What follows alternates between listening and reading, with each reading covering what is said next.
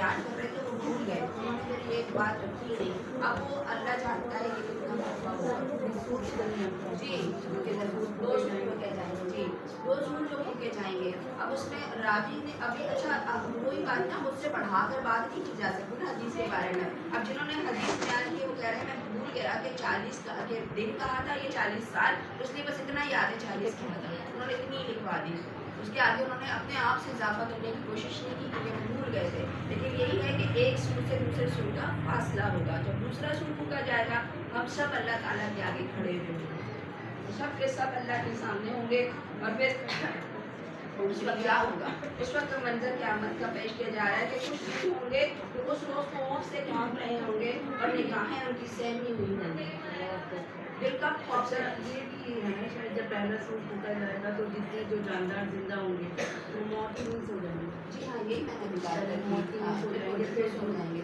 ایک بات کہ جب پہلا سور پھونکا جائے گا جو زندہ ہے جتنے لوگ ہیں انسان حیوان جن سب جو ہم مر جائیں گے, ختم ہو جائیں گے. اس کے بعد وہ کافی ٹائم وہ اسی پوزیشن میں رہیں گے اور اس کے بعد پھر وہ دوبارہ سور پھونکا جائے گا تو وہ دوبارہ اللہ تعالیٰ کے سامنے زندہ ہو کر کھڑے ہوں گے.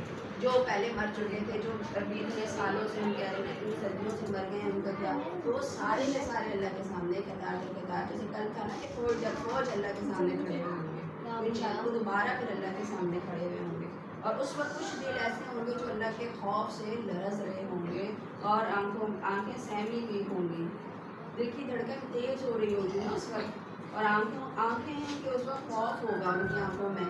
اور یہ خوف ان کا اچھا اس وقت تو ہوگا, لیکن ابھی دنیا میں اگر یہ خوف ہوتا تو اس وقت وہ کامیاب ہوتے. اس کو ہم اس طرح سے لیں گے جب ہمیں ٹیچرس کہہ رہے ہوتے ہیں, پیرنٹس کہہ رہے ہوتے ہیں کہ جی ہم پیپر ہے دیکھو پڑھ لو, لیکن کچھ بچے تو بہت سیریس ہو کے پڑھتے ہیں, لیکن کچھ بچوں کو بالکل بات اثر نہیں کر رہی ہوتی, وہ نہیں پڑھ رہے ہوتے, وہ کوئی تیاری نہیں کر رہے ہوتے. پھر وہ جیسے تیسے دیکھے وہ پیپر دے دیتے ہیں اور اس کے بعد جس دن ان کے رزلٹ کا دن آتا ہے نا اس دن پھر وہ پریشان گھوم رہے ہوتے ہیں کہ اللہ آج کیا بنے گا میرا, کوئی ہاتھوں کو مسل رہا ہے, کوئی کیا کر رہا ہے, کوئی امی دعا کر لینا, امی فلانا, آپ خود بھی نفل پڑھ رہے ہیں, خود بھی دعائیں کر رہے ہیں. اچھا جو ٹائم تھا اس وقت نہیں کیا, نہ پڑھا نہ پیپر اچھی طرح سے دیے, لیکن اب دعائیں کروا رہے ہوتے ہیں. اب پھر اس وقت گھبرا رہے ہوتے ہیں, ڈر رہے ہوتے ہیں, اور اب اللہ کیا ہوگا, ایسا نہ ہو میں فیل ہو جاؤں, کیونکہ ہمیں پتہ ہوتا ہے نا کہ کیسے پیپر دیے ہیں. جنہوں نے اچھے پیپر دیے ہم لوگوں کو تھوڑی سی امید بھی ہوتی ہے کہ کچھ نہ کچھ میں پاس تو ہو ہی جاؤں گی, لیکن جن کو پتہ ہے کہ میں نے پیپر ہی صحیح نہیں دیے تو پھر وہ خوف سے لرز رہے ہوتے ہیں, ان کے آنکھوں میں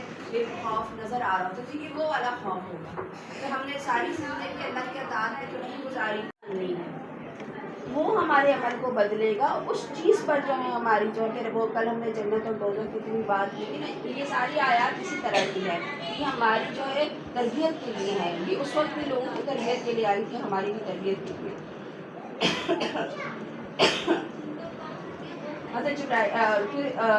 فرشتوں کے بارے میں کہا جاتا ہے کہ جو سور پھونکنے والا فرشتہ ہے اس کے بارے میں نبی صلی اللہ علیہ وسلم کی حدیث کا مفہوم ہے کہ وہ اپنے حضرت اسرافیل علیہ السلام, انہوں نے سور کو بالکل اپنے منہ کے ساتھ لگایا ہوا ہے اور وہ بس اتنا دیکھ رہے ہیں کہ بس کیسے مجھے اللہ تعالیٰ حکم دے